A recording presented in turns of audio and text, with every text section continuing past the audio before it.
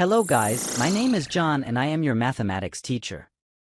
In our video today we are going to learn about the fundamental attributes of fractions. Don't worry, this will be super fun and easy to understand. Are you ready? Well, let's dive in. So, what are fractions? Imagine that you have a very large pizza. Now, what if we want to share that pizza with a friend? This is where fractions come in. Fractions help us divide things into smaller parts. In a fraction, we have two numbers. The top one is called the numerator and represents the parts that we are going to take or extract, while the bottom one is called the denominator and tells us how many parts we divide the whole into.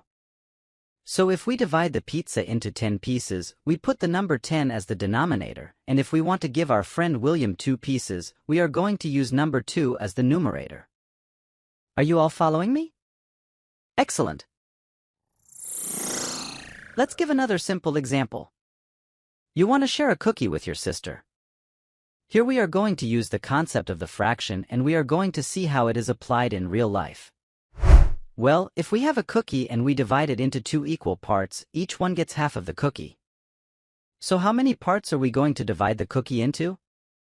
Exactly, 2 parts. So 2 is our denominator. And how many parts is the little sister going to take? 1 part. So the numerator is 1. It's that easy. The fraction is really a division of one number by another. The numerator divided by the denominator. A division can actually be written like this, in the usual format, but it can also be written like this, as a fraction.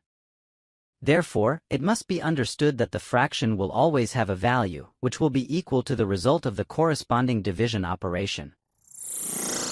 Excellent, this leads us now to talk about the types of fractions that exist.